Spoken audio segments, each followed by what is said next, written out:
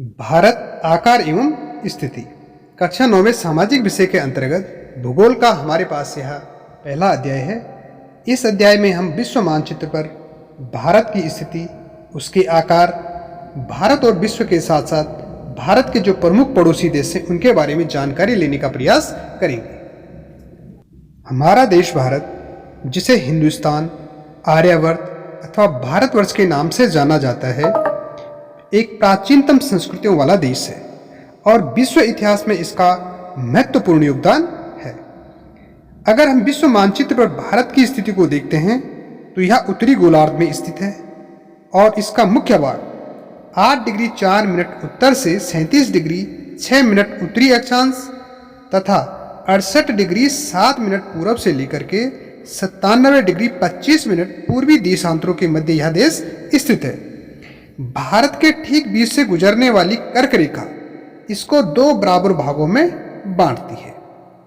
इसके दक्षिण पूर्व में अंडमान निकोबार द्वीप समूह जो बंगाल की खाड़ी में स्थित है तथा दक्षिण पश्चिम में लक्षद्वीप द्वीप समूह जो कि अरब सागर में स्थित है। इसका दक्षिणतम बिंदु यदि हम देखें तो वह इंदिरा पॉइंट कहा जाता था, लेकिन सन 2004 में आई सुनामी लहरों के कारण अब वह जलमग्न हो चुका है। भारत का यदि कुल भौगोलिक क्षेत्रफल देखें तो यह 32.8 लाख वर्ग किलोमीटर है, जो कि विश्व के कुल भौगोलिक क्षेत्रफल का मात्र 2.4% ही है। इसके बाद भी भौगोलिक क्षेत्रफल में यह विश्व का 7वां सबसे बड़ा देश है, लेकिन जनसंख्या के आधार पर देखते हैं तो यह विश्व में दूसरे स्थान पर सबसे बड़ा देश है।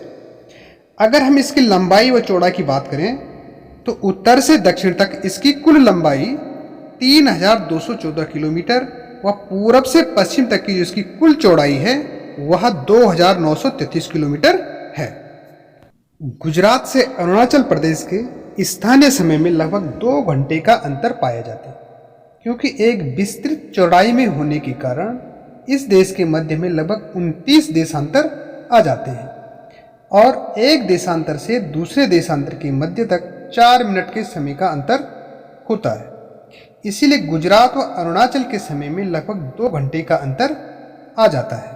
अतः इस समस्या के हल के लिए 82 डिग्री 30 मिनट पूर्वी देशांतर रेखा को भारत की मानक याम्योत्तर रेखा माना गया है।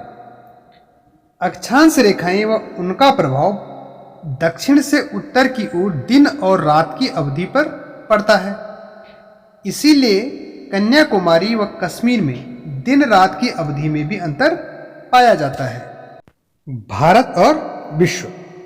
भारतीय भूखंड एशिया महाद्वीप के पूर्व और पश्चिम के मध्य में स्थित है। हिंद महासागर पश्चिम में यूरोपीय देशों और पूर्व में पूर्वी एशियाई देशों को मिलाता है।